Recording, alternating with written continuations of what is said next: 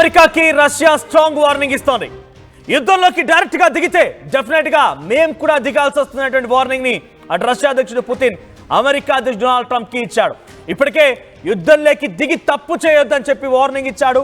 మీరు దిగితే కనుక మేము కూడా దిగాల్సి వస్తున్నటువంటి వార్నింగ్ ని కూడా డొనాల్డ్ ట్రంప్ కి పుతిన్ చాలా స్ట్రాంగ్ గా పంపించినట్టు తెలుస్తోంది. ఇప్పుడు మరొక ముందడుగు వేశారు. ఏకంగా రష్యా అధ్యక్షుడు పుతిన్ అటు చైనా అధ్యక్షుడితో మంతనాలు జరిపారు. జిన్పింగ్ తో ఫోన్లో మాట్లాడి తెలుస్తోంది పుతిన్.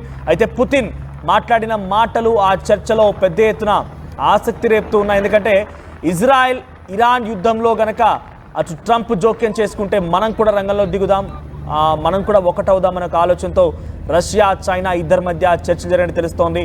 దీనికి జిన్పింగ్ కూడా ఒప్పుకున్నాడు. ఇప్పటికే జిన్పింగ్ తన ప్రత్యక్షమైనటువంటి సపోర్ట్ని, బహిరంగ సపోర్ట్, డైరెక్ట్ సపోర్ట్ని ఇరాన్కి కల్పిస్తూ ఉన్నాడు.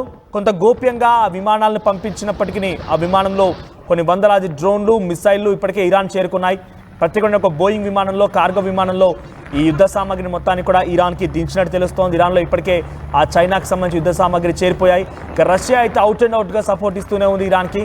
సో అటు డైరెక్ట్గా మీరు యుద్ధంలోకి వెళ్ళకండి, మీరు దిగాల్సిన అవసరం లేదు, డైరెక్ట్గా మనం డీఎస్కలేట్ చేయాల్సిన ప్రయత్నంలో మీరు ముందుండాల్సింది, కానీ మీరే నేనే యుద్ధం చేస్తాను, నేనే న్యూక్లియర్ రియాక్టర్ని పేల్చేస్తాను, నేనే కమేనీని చంపేస్తానని చెప్పి మీరు చాలా దురుసుగా ప్రవర్తిస్తున్నారు, మీ పద్ధతి మార్చుకోండి అని చెప్పి అమెరికా అధ్యక్షుడు డొనాల్డ్ ట్రంప్కి డైరెక్ట్గా రష్యా అధ్యక్షుడి కార్యాలయం నుంచి ఒక కీలకమైనటువంటి వార్నింగ్ అయితే వెళ్ళింది.